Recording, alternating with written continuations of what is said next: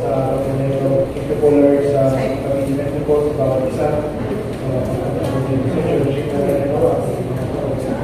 Thank you po, Lord, sa pag-iingat sa aming oras, sa mga pag-iingat po, sa mga masalat. Thank you, Lord, you know, blessed Lord, to deliver gusto niyo po parating sa contribution po. Thank you, Lord, at mag-iingat po sa inyo. Amen. Amen. So, ako po ulit ang Sunday School. Mabilis po ang rotation natin. Ayan. Medyo lang po sarap ako sa paghintay ng topic. So, kung mag-expect tayo ng konti, patawarin niyo po ako. So, kung may... Sarap para din eh. So, ang topic natin today is the transcendent God. So, maganda po kayo kasi. So, minsan pa naisip natin, no, kung gaano tayo kaliit sa universe. No? Minsan, lumitingin tayo sa kalangitan, nakikita natin yung mga stars. Then, na-realize ba kung gaano lang tayo, parang tayong grain of salt sa sobrang liit. And isipin mo yun na yun yung ginawa ni Lord. So ganun siya makapangyarihan. And ganun lang tayo kaliit. And ganun tayo kaliit. And sobrang blessed natin na kahit ganun tayo kaliit, ganun tayo kamahal. So yun yung pag-aaralan natin kung ganun makapangyarihan si Lord. The exactly of God is far greater than the universe He created. Next slide. So, dito muna tayo sa opening verse natin. From Psalm 97, 9. For you, Lord, are the most high over all the earth. You are exalted far above all gods. Next. Ano sa Canva medyo getting to know God. Ngayon naalamin natin kung sino si Lord. Ang dami ko oras. Sige po, next. So una sa lahat, kasi yung topic natin may word na medyo malalim ito. Transcendent. So, what does transcendent mean? To be transcendent means to exist above and beyond the created world. No? God is not limited by time, space, human understanding. Ibig sabihin, kahit anong gawin natin, hindi natin makakarating. Unlike us, He is not bound by weaknesses or circumstances.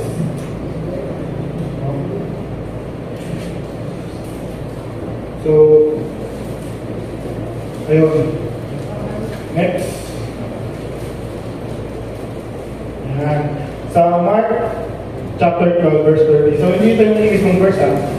The Lord Jesus Christ openly declared that one's responsibility as a human being, responsibility natin bilang tao, is to love God with the entirety of his heart, soul, mind, and strength.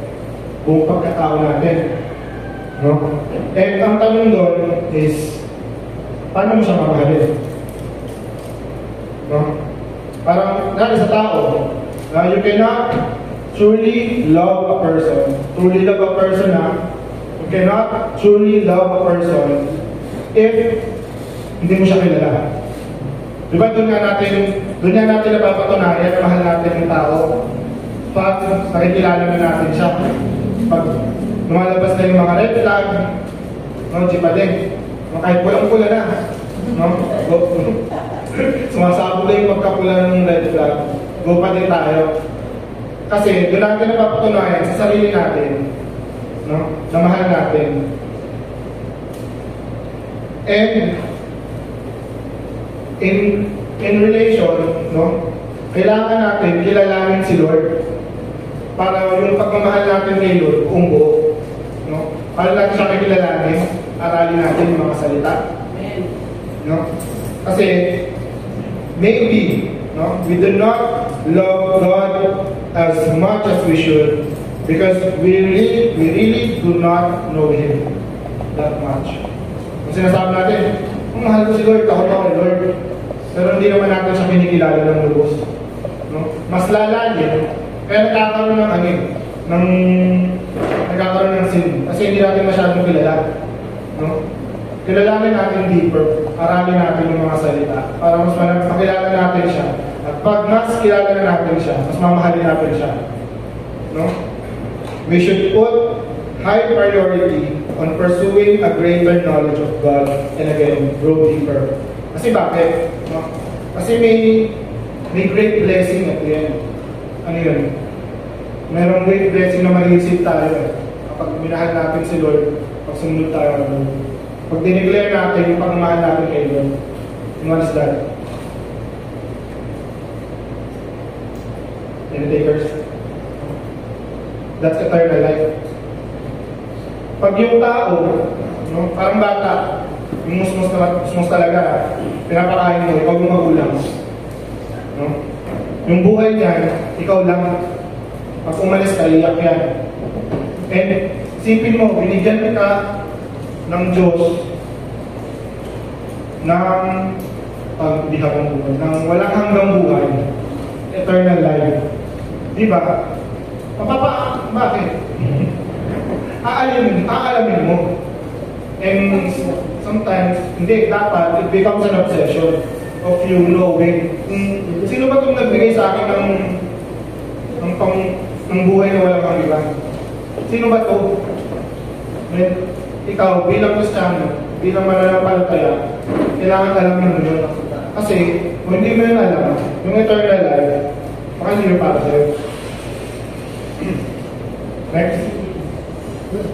Ito, may mabigat na discussion. From Psalm 14, verse 1. The fool says in his heart, there is no God. They are corrupt, their deeds are vile, there is no one who does good. Medyo malalim yung discussion pa, ano? Dito tayo sa mga non-believer. So, nandito kasi nakasulat. So, kailangan. So, di ba meron tayo yung tawag atheists and agnostics. So, atheists, again, niwala sila walang Diyos, as in there's no God.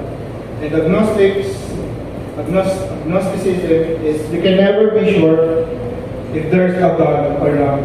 So, parang sinabi ko na ito dati. Ako kasi, kung merong Diyos, ito salamat, kasi may simba-simba ako, kahit naman akong tao. Kung wala namang Diyos, siguro I have lived my life fully. Kung walang Diyos, I want to live my life fully and inspire people. Parang ganun lang ako dati.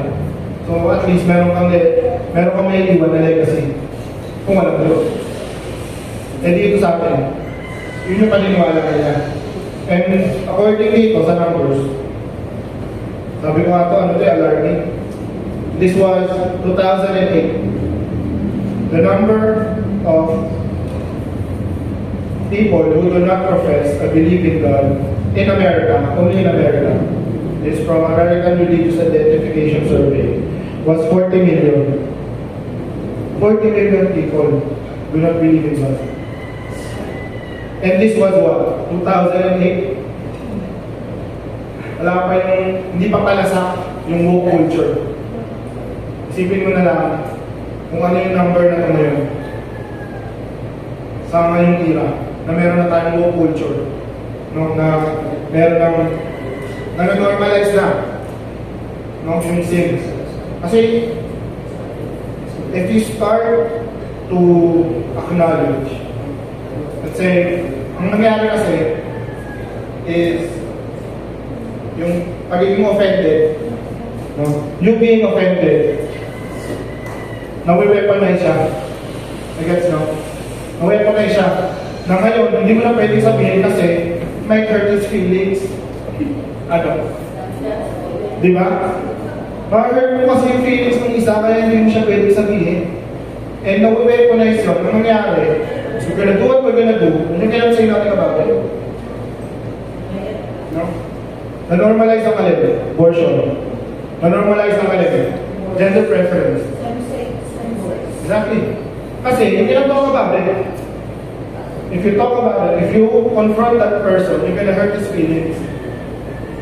And ang nangyari, lumawak ng lumawak. No? And sa abortion lang eh. Diba? Sinasabi nila is embryo. Pag wala pang heartbeat, hindi pa siya human, pwede pa ma-abort. Wala pang buhay. Hindi pa kawin tao. No? And I'm going to give you a simple analogy. Kunyari nag-bake ka. No? Nasa shade yan, hindi mag-bake, diba? So, lahat ng effort from scratch. At harina, bumbo. Bago mo ilagay sa oven yung cake na ba yun? Hindi pa. And then, lalagay niya sa oven. And me, ang gagawin ko ngayon, after 5 minutes na nasa oven, kukuhanin ko yung cake, tapapon ko. Ano sabihin ni Shay? Baka ko tinapon. Sayang. Ang sabihin ko, hindi pa naman cake yan eh. Hindi pa naman cake yan eh. Kanina pa lang nila binuulang. Gusto ko tayo. Ang sasabihin niya, gusto mo tayo cake. Ang sasabihin niya, hindi. After 1 hour, magiging cake din yan. Gets your analogy? No? So an embryo, still has a life, even though it doesn't have heart. No? Cake, blind cake ka talaga. So, and my body, my choice. And it's our choice to murder someone. And murder. So yun, na-normalize tuloy yung kasalanan because of yung so culture.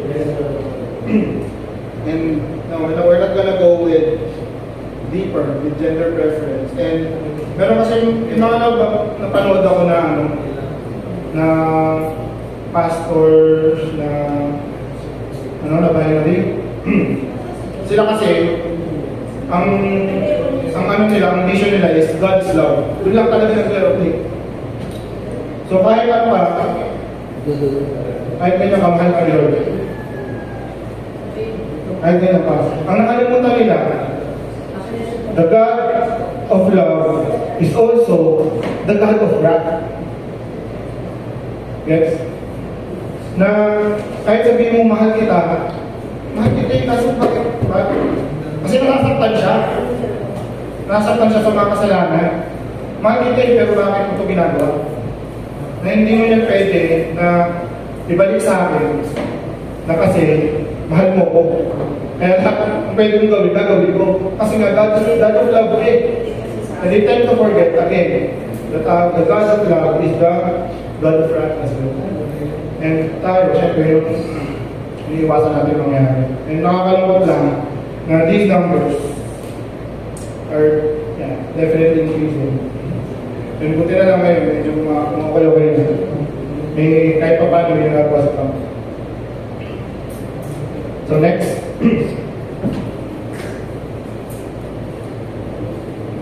Ano ba yung mga attributes ni Lord? Ano ibig sabihin ng mga attribute? So ano siya, inherent characteristic, no? Quality. So yung quality ng isang Diyos. First,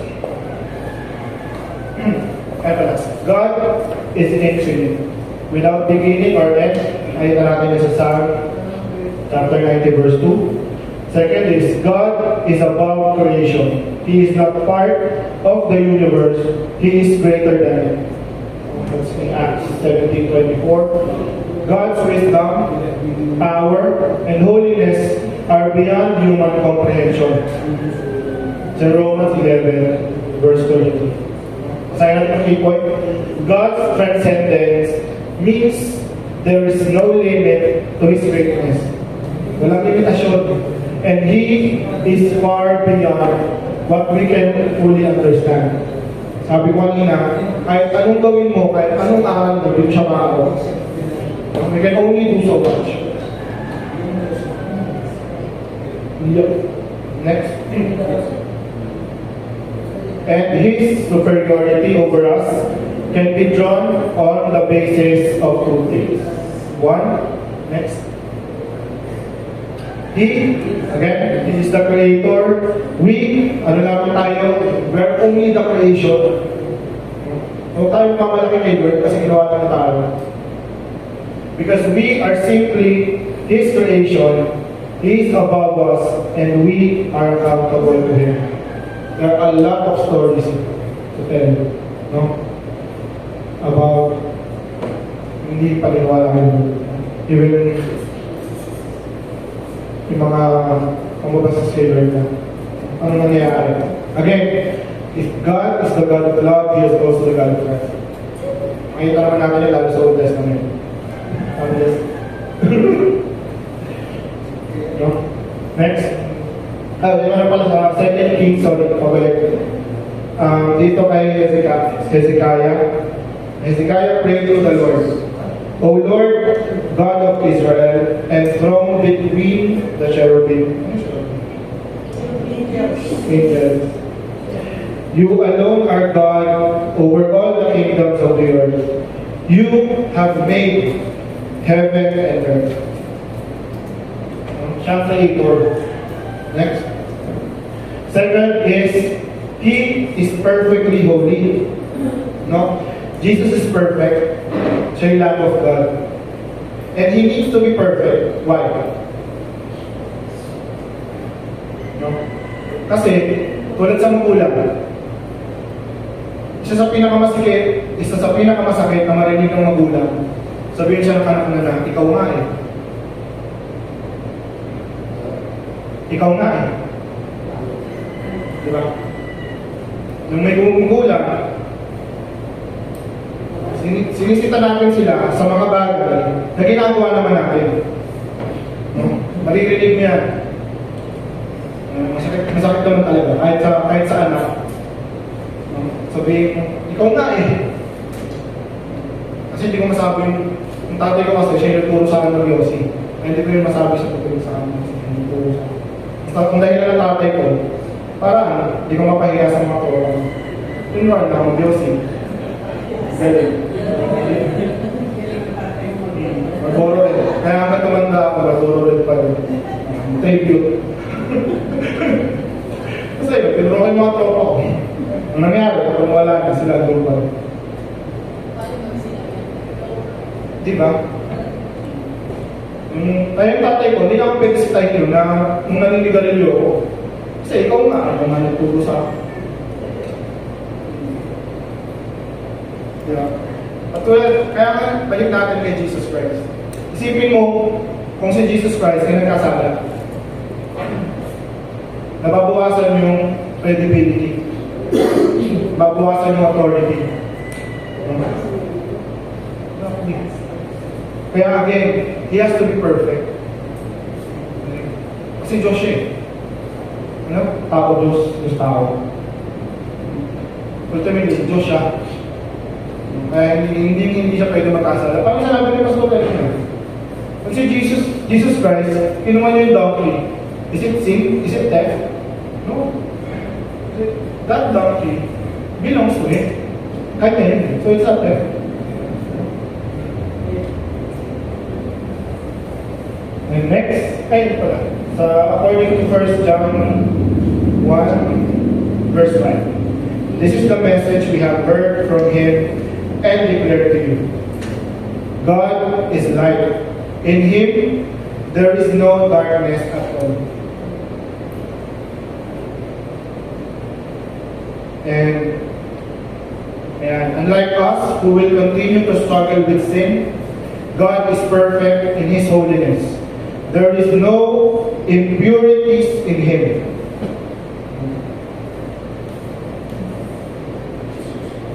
Next. So, why does it matter? Bakit importante na alam natin yung transcendent ni God. Transcendence ni God is totoo. So bakit siya yung pinakamakapangyarihan sa lahat? It keeps us humble. We cannot control or fully explain God. Second is it strengthens our trust. Since He is above all, nothing is too big for Him. And third is it inspires worship. He is alone is worthy of all and glory. Tama? Amen. Kaya lang ako dyan. It also removes anxiety. No? Natanggal na yung pag-aalala. Bakit? Kasi anxiety, you can, kaya Google ito. Anxiety is a control issue. Is it? Totoo? It's deeply connected to our desire to manage or predict outcomes in life. No? Anxiety is a control issue because if it arises, we try to grasp control over things beyond our power, instead of focusing on what is within our control. Kahit dati hindi pa ako Christian, kapag may mga malapit sa akin, hindi ng payo, ganyan, nasabi ko lang, focus on what you can control. Yung hindi mo control, wala kang magagawa doon. Ang mangyayari, mag-aalala ka lang. No? Kasi it reflects our attempt, ito importante, it reflects our attempt to handle what belongs to God. No? Kasi, inaamin natin, yung parang kay Lord, hindi na yan para sa'yo. Yung problema na yan, that's beyond you. Parang kay Lord na yan. Sabi ko dati, let go and let God. No? You do not grasp for control. Kasi kahit sa ibang branches of psychology, control is a big thing. Pag nawawala sa tao, parang lagi nagkaka-issue. Kaya doon nila pinapalit yung control issue. And again, it branched out to anxiety. You do not grasp for control. What do? You surrender it. Amen? You surrender yung mga bagay na hindi mo kaya. Hindi mo nga kaya eh. Sabi ni Tato dati, kung kaya nila, pag-aams ka. Kung hindi mo kaya, ito pa kung hindi mo kaya. Hindi meron kasi yung hindi mo kaya kasi tinatamad ka lang mo, ganun. Kaya naman. Hindi ba ako? No? Yung totoong hindi mo kaya, surrender mo kay Lord. No? Pagdasal mo. Yung mga problema na yan, pag yan surrender mo kay Lord, siyempre, hindi naman agad-agad yan. Pero yung pakaramdam mo, ano nangyayari? May release. No? Nare-release mo yung tension sa katawan mo. Kasi hindi na ikaw yung may control eh. Lord, kayo na pong bahala. Hindi ko sinasabi na kayo na pong bahala dahil na tinatamad ka. Kayo na pong bahala kasi ito lang yung kaya ko. Amen? Kasi tinawasan ko ito kahapon 30 minutes. Next. Tayo sa conclusion na. No? We need to see God the way the Bible would like us to see Him. Again, He is great and far beyond all of us. And yet, ito yung pinakamaganda. This is the real message of the Sunday school. What is really amazing is that we can personally know Him because He has made Himself known. Ang story. He desires to engage us and have a relationship with us. No? Yan yung mismong message ng Sunday school natin. Again, we can personally know Him because He has made Himself known by what? Through the Bible. No? Discuss natin yan, the reliability in the Bible. Bakit siya importante. No? Go back to it and then pray.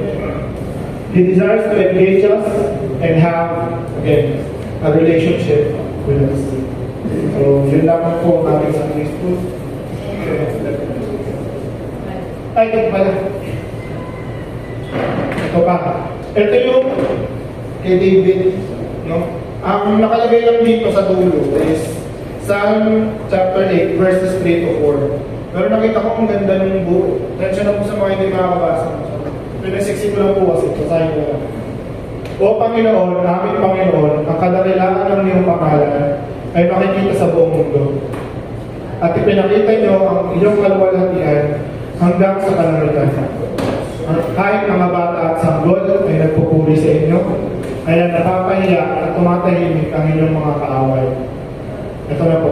Kapag tumitingala ako sa langit na inyong nilikha at aking pinagmamasdan ng buwan at mga bituin sa kanilang pinalalagyan, ako'y nagtatanong, ano ba ang tao upang inyong alalahanin?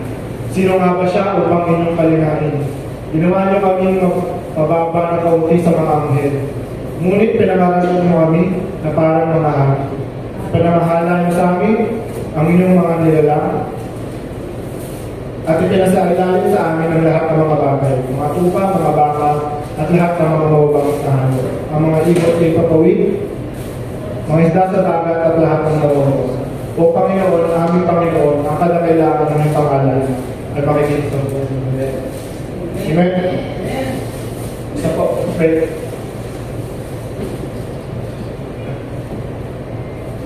Lord, maraming salamat po sa chance na mapag-aaral mo ng mga salita. Mga po sa araw po na ito. Nag-bless po kami sa pagbahagi na po gusto kong marinig sa congregation. Bless ko po, lahat po ang tao na dito. Po ang members ng church. Sa masusunod po na araw, kayo po muna sa amin pong mga decision, Lord. Ayun po, Lord, ang mag-ingat sa bawat isa sa hindi po, Lord, ang po nito rin na po natin sa inyo. Hindi ba natin ang Panginoon Jesus? Amen.